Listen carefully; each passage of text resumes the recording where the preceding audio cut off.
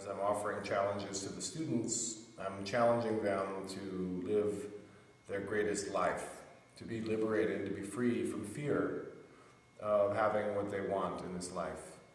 And that's a very important level. It's not the highest level. Eventually we want to let go of everything and move into the next body or the next life. But a prerequisite for that is to have everything that we're meant to have in this life, this body.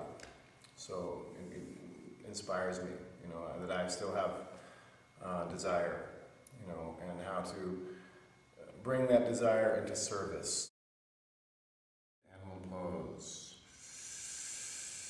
Yes.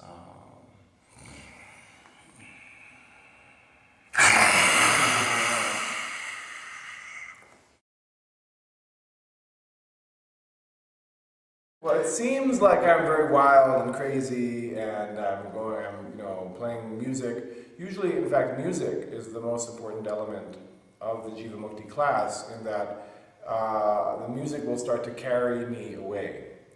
And it seems like I'm putting a lot of my personality into the class, but often, from my point of view, I am actually trying to step away from the class and bring out the energy of the students.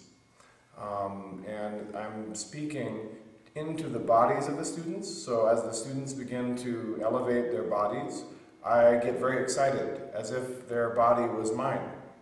And when I see people beginning to feel happy and confident, then it washes into me, and I begin to project more happiness and more confidence.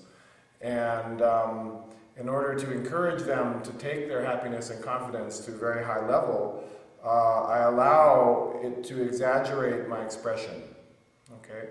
But then sometimes it's very loud, and sometimes it's very crazy, and it's a very unstable alchemy that I am wielding.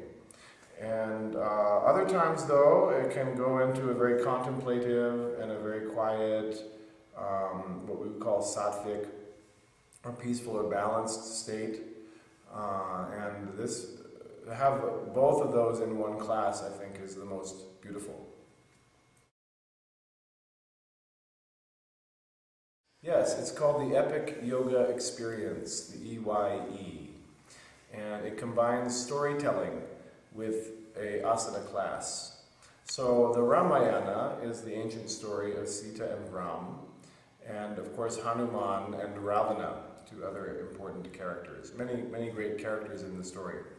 And it is the story of love, it's the story of the disconnection of desire, identity, and love. Okay, the second, third, and fourth chakras, the very most important ones for the yogis to master. And in telling the story of the Ramayana alongside the asana class, many of the asanas are either characters of or elements of the story.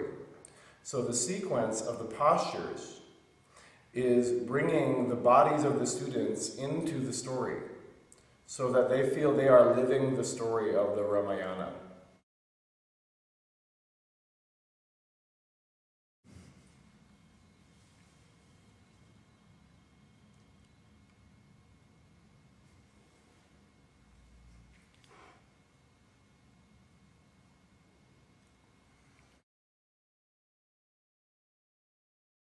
Some versions of this I have staged with visual support as well, and sometimes it's very simple in handing out a book with the old paintings for the students to look at while they're practicing and pass it to the next one. And other times there's video projection, okay, to enhance it. So you have the qualities of music, storytelling, asana, and then potentially video. And this all raises the prana to a very high level, because it's no longer warrior 2, it is Sita being pulled between Ravana and Ram, right? And that's, very exciting for people to understand that they are Sita, they are Ram, they are Ravana, they are Hanuman. All those characters are ourselves, aspects of ourselves, finding a union in the body in order to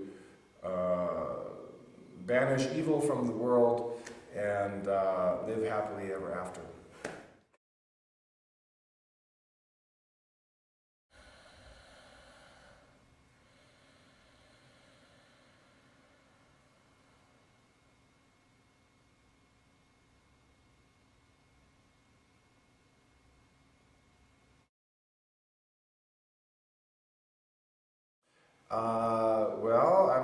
I guess I'm a crazy person, and that might seem spiritual.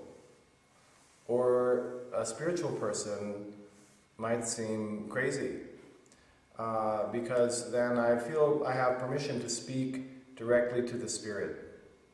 Okay, not that there's many personalities in the room, there are many egos in the room, myself included, and yet the spirit is one. And so if I can speak directly to the spirit, I also have to be listening to the students in terms of the spirit and seeing when they're getting too hot, time to cool it down, postures that make cooling. When it's too cold, postures that make heat.